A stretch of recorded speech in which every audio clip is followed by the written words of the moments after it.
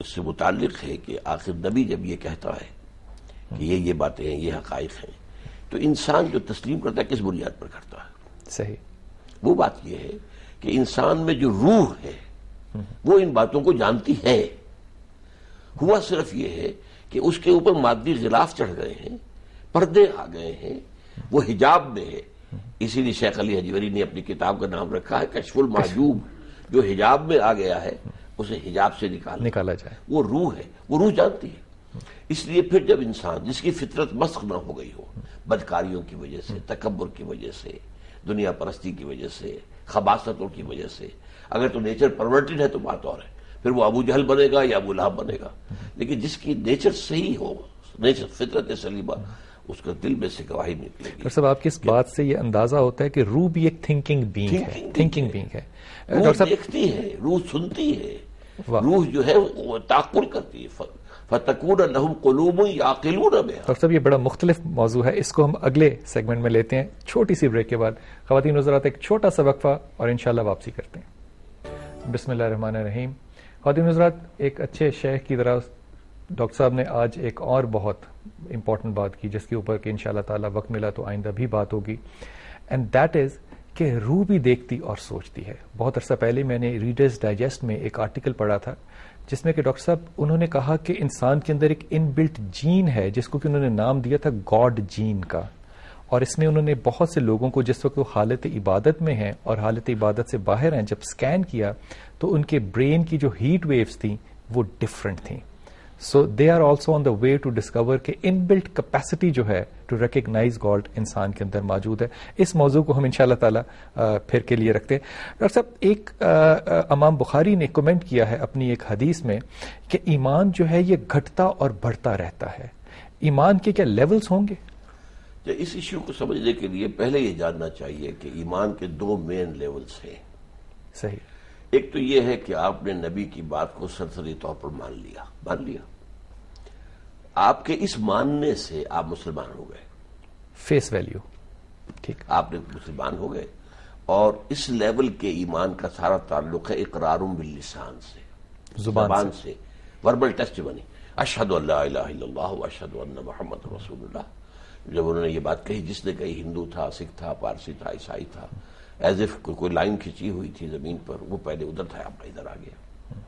ایک ہے جب ان چیزوں پر کنوکشن پیدا ہو جائے، یہ حقیقت جو ہے یہ ہمارا حال بن جائے اور ہم ان چیزوں کے اوپر اتنا یقین پیدا کر لیں.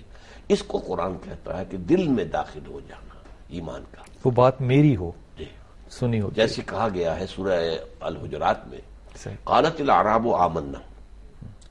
اے نبی یہ جو بدو ہیں کہتے ہیں کہ ہم ایمان لے آئے. قل لم تؤمنوا، کہہ دیجئے تم ہرگز ایمان نہیں لائے ہو. ولیکن قولوا اسلمنا، بلکہ یوں کہو کہ ہم مسلمان ہو گئے. واہ. ولما يدخل الايمان في قلوبكم، ابھی تک ایمان تمہارے دلوں میں نہیں اترا. سو مسلمان ہو گئے، ایمان نہیں آیا. دو زمین و آسمان کا فرق، بہت فرق ہے. تو مسلمان ہونا اور ہے اور مومن ہونا اور ہے. یہ اس کو ہم یہ بھی کہہ سکتے ہیں ایمان ہی کے دو لیول ہیں. ایک لیول ہے لیگل لیول، ایک ہے ریئل لیول. لیگل لیول پر ایمان اسلام کا حصہ ہے اور شہادت باللسان پر ہے، کلمہ اور ریئل لیول پر یہ دل میں یقین کی کیفیت، کنوکشن بنتا ہے.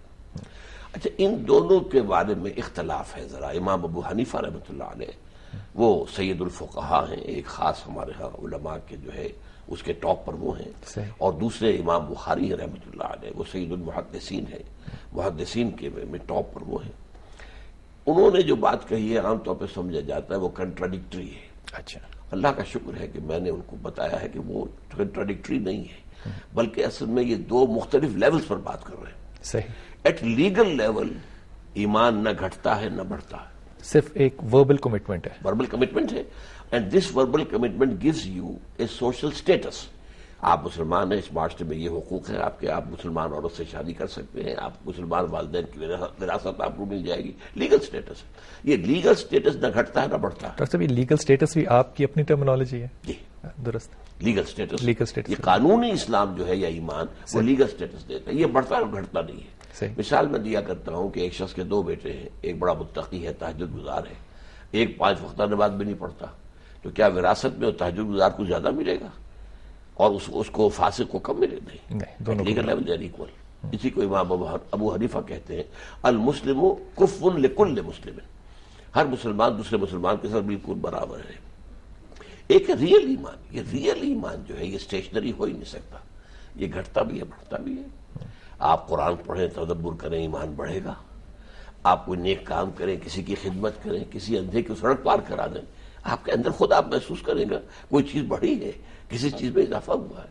یہ ایمان جو ہے، یہ امام بخاری اس کے بارے میں بات کر رہے ہیں. لیکن یہ جو آپ کام کر رہے ہیں یہ اپنی سیلف کے لیے نہیں کر رہے، خدا کے لیے کر رہے ہیں، اللہ کے لیے کر رہے ہیں. وہ یہ ہے. تو اس سے یہ معلوم ہوا کہ یہ دونوں جو ہے 100% صحیح ہے.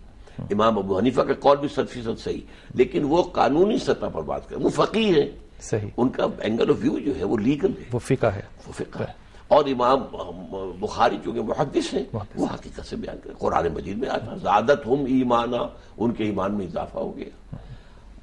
تو ڈاکٹر صاحب آپ ایسا سمجھتے ہیں کہ یہ جو لیول ڈفرنس ہیں، اس کو اگر ہم لیول ڈفرنس کی بجائے رینج دیکھیں تو یہ دونوں رینجز کے درمیان میں تمام لوگ آ سکتے ہیں، جو کم سمجھدار ہے اور یا جو بہت سمجھدار ہے. ایسا ممکن؟ اب میں یوں کہوں گا کہ اسلام کے لیول پر سب آ گئے، سب آ گئے. بڑے سے بڑا فلسفی بھی آ گیا، جاہل بھی آ گیا، فاسق بھی آ گیا، فاجر بھی آ گیا، منافق بھی آ گیا. منافق بھی لیگلی مسلم ہوتا ہے for all practical and legal purpose. منافق بھی مسلمان ہوتا ہے کیونکہ اس نے کلمہ پڑھا ہے، لیگلی ہی از اے مسلمان. درست. اچھا، لیکن اس سے اوپر ہوگا وہ جن پر یقین پیدا ہو گیا، جن کے اندر اب اس کی کچھ کیفیات ہوں گی، ان کے ساتھ اللہ تعالیٰ کے ساتھ ان کا ایک خاص معاملہ ہوگا، تعلق مع اللہ ہوگا، تقرب مع اللہ ہوگا، اللہ کی ولایت انہیں حاصل ہوگی. اللہ ولی الذین آمنوا یخرجہم من الظلمات الی النور. اللہ ولی ہے اہل ایمان کا، انہیں نکالتا رہتا ہے مسلسل اندھیروں سے روشنی کی طرف. یہ لیول جس طرح ڈاکٹر صاحب اوپر بڑھ رہے ہیں، ہم دنیاوی طور پہ اس کو جج کیسے کریں کسی شخص میں؟ ہم یہ فیصلہ کر سکتے ہیں کہ اس کا ایمان جو ہے وہ کس لیول پر ہے؟ اصل میں آپ کا کسی اور کے بارے میں فیصلہ کرنا مخدوش ہے. آپ دھوکہ کھا سکتے ہیں، صحیح. اپنے بارے میں کر سکتے ہیں.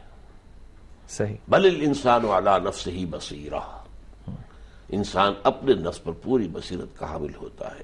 آپ کے اندر جو ہے جسے قرآن نفس لوامہ کہا ہے، نفس لوامہ، جس کی قسم کھائی ہے، لا اقسم بیوم القیامہ ولا اقسم بالنفس لوامہ. نفس لوامہ بتاتا رہتا ہے ویئر یو آر اسٹینڈنگ. چاہے ولو القا معاذیرہ، چاہے انسان جو ہے معذرتیں کرے، ریشنلائز کر لے، میں نے یہ یوں نہیں کیا تھا، یوں کیا تھا، اس کی وجہ یہ نہیں تھی، یہ تھی، لوگوں کو چپ کرا دے گا. لیکن سم تھنگ ود ان ہم will tell him no no you are telling something wrong, you are deceiving people, تم نے یہ کام اس طرح نہیں کیا تھا. یہ ایک حقیقت ہے، یہ روح کا ایک فیز ہے، روح کا ایک فیز کہہ لیجیے. اس کو آپ خود شناسی بھی کہیں گے؟ یقیناً یہ خود شناسی بھی. اچھا، وہ جو سوال آیا تھا اس کو ہم ڈیل کر اس لیولز کو بڑھانے کے لیے، ایمان کو بڑھانے کے لیے کیا کریں؟ سب سے بڑا ذریعہ، سب سے مؤثر ذریعہ اور جو سب سے اہم ہے وہ قرآن مجید پر غور و فکر کے ساتھ اس کا مطالعہ ہے. اللہ یہ توفیق دے. اس سے اور یہ اس سے جو ایمان پیدا ہوتا ہے وہ ایمان ہوتا ہے فہم کے ساتھ، ود این انٹلیکچوئل ڈائمینشن. بے شک. اچھا، ایک یہ ہے آپ کسی صاحب ایمان کی صحبت میں بیٹھیے، ایمان بڑھے گا. بے شک. جیسے آپ بھٹی کے آگے بیٹھیں گے، حرارت آپ کو پہنچے گی. صحیح. اس میں اب آپ کی کوئی فردر ایفرٹ کی ضرورت نہیں ہے، بس آپ گئے ہیں بھٹی کے آگے بیٹھ گئے ہیں، وہ آ رہی ہے ہیٹ. یہ ایمان ہے. یا گو آن پریکٹسنگ اسلام، گو آن پریکٹسنگ اسلام، گو آن پریکٹسنگ اسلام. اللہ نے جب بھی چاہا اس سے بھی ایمان پیدا ہو جائے گا. But this is going to be blind faith. اس میں وہ بات نہیں ہوگی جسے قرآن میں کہا گیا ہے، سورہ یوسف میں حضور سے ارشاد فرمایا گیا کہ آپ کہہ دیجئے قل ھذہ سبیلی ادعو الی اللہ علی بصیرۃ انا ومن اتبعنی. کہہ دیجئے یہ میرا راستہ ہے، میں اللہ کی طرف تمہیں بلا رہا ہوں علی وجہ البصیرۃ.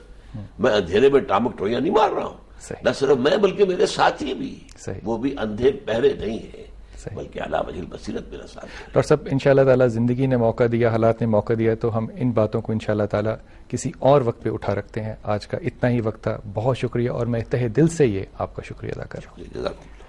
خواتین حضرات، میری ایک بہن ہے، میں ان کے شوہر کے ساتھ سفر کر رہا تھا تو وہ حسب عادت مجھے بہت متاثر کر رہے تھے اپنے مذہبی علوم کے ساتھ. تو ان کی بیگم نے پیچھے سے، بہن نے آواز دی، انہوں نے کہا بلال بھائی کسی آپ شک میں نہ رہیے گا، یہ ان لوگ